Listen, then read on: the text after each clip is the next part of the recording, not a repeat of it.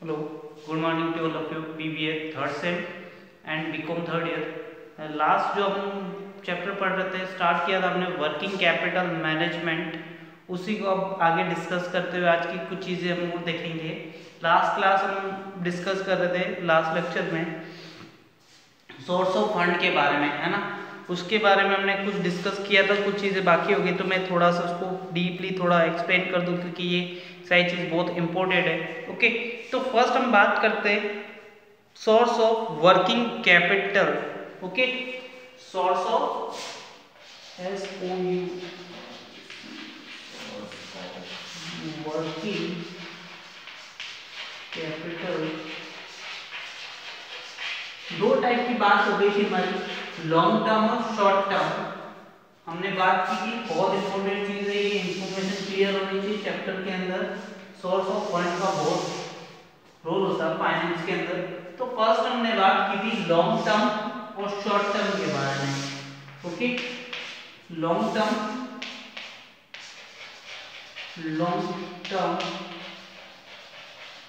Source and short term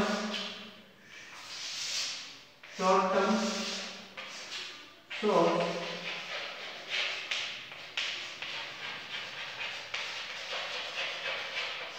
okay, दो type के sources हो सकते हैं वर्किंग कैपिटल रिक्वायरमेंट को फुलफिल करने के लिए आपके पास, long term and short term sources. Long term sources में भी दो पार्ट में डिवाइड कर दिया, एक होगा आपका own sources of firm company, and second होता है बोरोइंग मीनिंग आप आउटसाइड से पैसा लेकर आते हैं। ओके, ओन के अंदर बात होगी इक्विटी से, आप इक्विटी शेयर्स इशू करके आप क्या कर सकते हैं, फाइनेंस का अरेंजमेंट कर सकते हैं। Second, retained earnings. ओके, अपने रिजर्व से कर सकते हैं,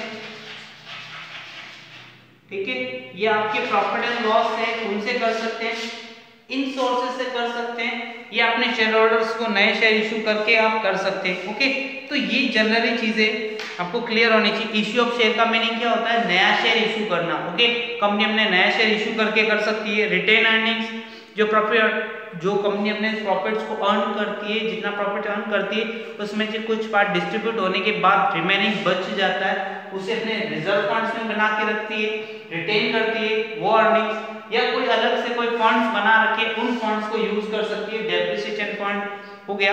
तो ये सारे सोर्सेज कौन से हो जाएंगे, ओन कंपनी के ओन फंड्स हो जाएंगे।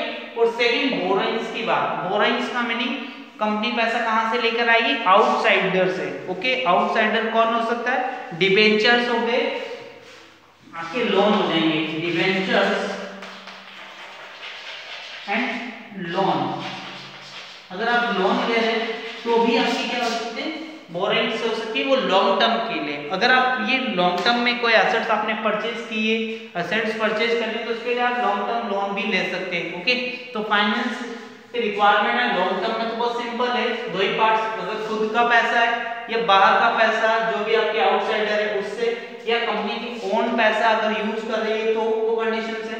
नेक्स्ट जो कंडीशन है शॉर्ट टर्म की बात, शॉर्ट टर्म के मीनिंग क्या हो गया, जो 1 ईयर से बिलो होने वाला टाइम पीरियड है उसको आप बोलेंगे short term period. Okay, 1 year से बिलो।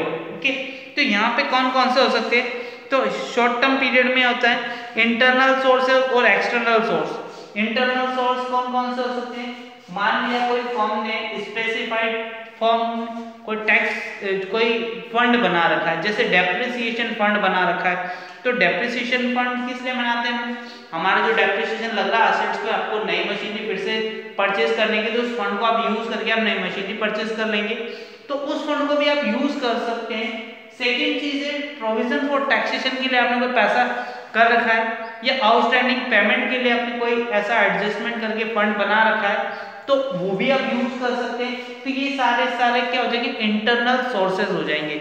ओके, एक्सटर्नल सोर्सेज की बात करें तो एक्सटर्नल सोर्स कौन से होंगे, क्रेडिट, ट्रेड क्रेडिट, या आपने क्या किया उधार, है ना, जो भी क्या किया बिजनेस किया वो क्रेडिट किया। ओके, उधार बिजनेस पे अगर आपने कोई गुड्स परचेज किया, वो क्रेडिट परचेज किया तो आपको क्रेडिट मिल गई, तो आपको पेमेंट करने की रिक्वायरमेंट नहीं रहेगी और आपका काम हो जाएगा।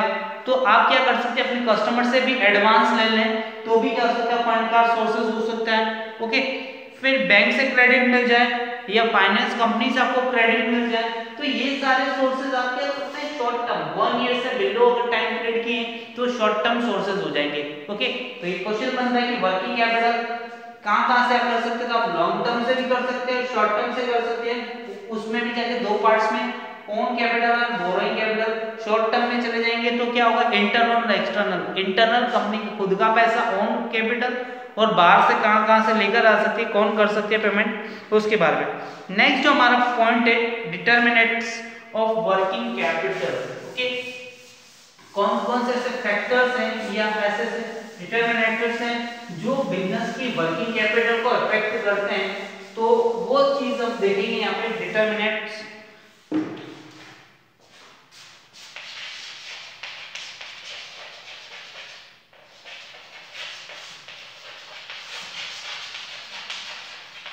वर्किंग कैपिटल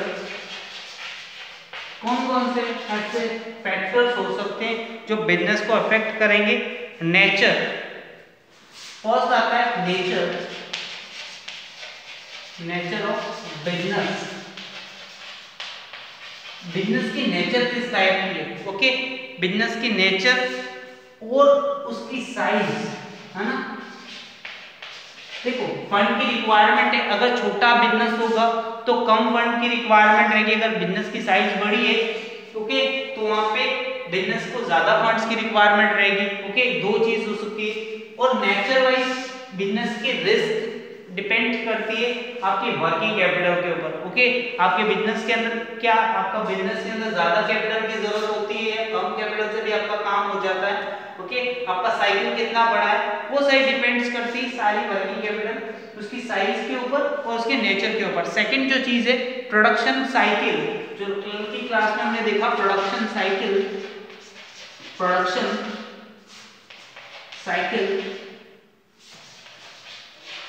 ओके, क्या होता है प्रोडक्शन साइकिल, जो हमने एक क्लास में देख लिया था। सबसे फर्स्ट आपका जो है कैश आपके पास है, कैश से आप क्या करेंगे, उससे आप रॉ मटेरियल परचेज करते हैं, मटेरियल परचेज करेंगे, रॉ मटेरियल कहां चला जाएगा, फैक्ट्री के अंदर। फैक्ट्री से अंदर क्या होगा, वर्क इन प्रोग्रेस का वर्क होगा, उस वर्क इन प्रोग्रेस से प्रोडक्ट प्रिपेयर होगा, तो उसके अंदर क्या हो जाएंगे, प्रोडक्ट प्रिपेयर होने के बाद फिनिश गुड्स बनता है, और फिनिश गुड्स बनके वो कहां जाता है, कस्टमर के पास। कस्टमर के पास कैसे जाएगा, सेल हो जाएगा गुड्स, और कस्टमर आपको क्या करेगा, वापस से पेमेंट करता है। तो ये जितनी बड़ी साइज में होगा जो आपका प्रोडक्शन साइकिल है, जितना फास्ट होगा, जितना फास्ट चेंज होगा, उसका इफेक्ट सीधा आपका कहां पड़ेगा, वर्किंग कैपिटल पर।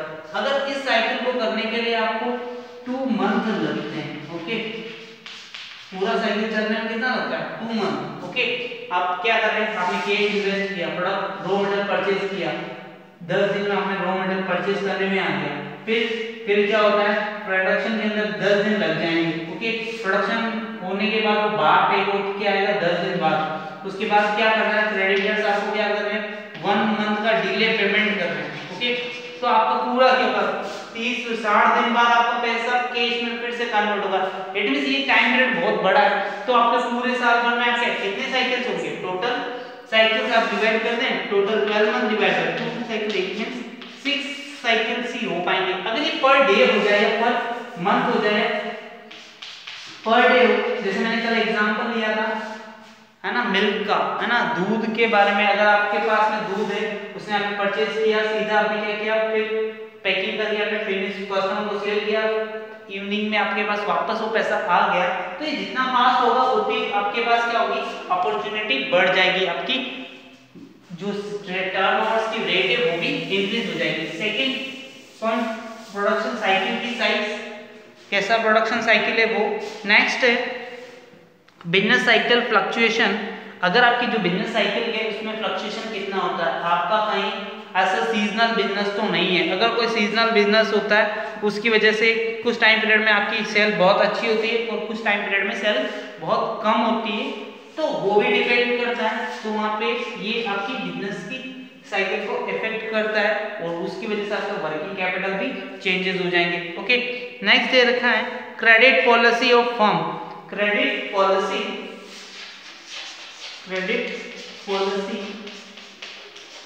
ऑफ फर्म, फर्म की क्रेडिट पॉलिसी कैसी है, क्या फर्म किस अकॉर्डिंग फंड्स को रेज करती है, तो क्रेडिट पॉलिसी कैसी है।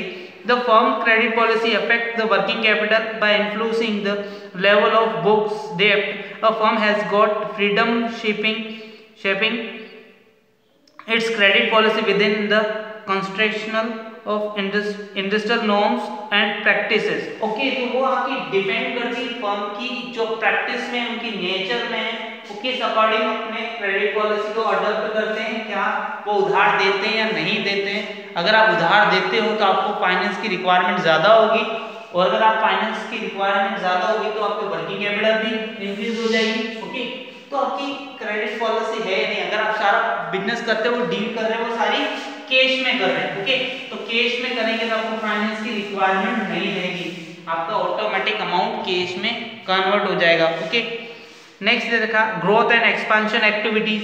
अगर आपको नए असेट्स परचेज करनी है, नए असेट्स अगर परचेज कर रहे हो, ग्रोथ करना चाह रहे हो, है ना, ग्रोथ एंड एक्सपेंशन, ठीक है, ग्रोथ एंड एक्सपेंशन आप करना चाह रहे हो, ग्रोथ एंड एक्सपेंशन एक्टिविटी,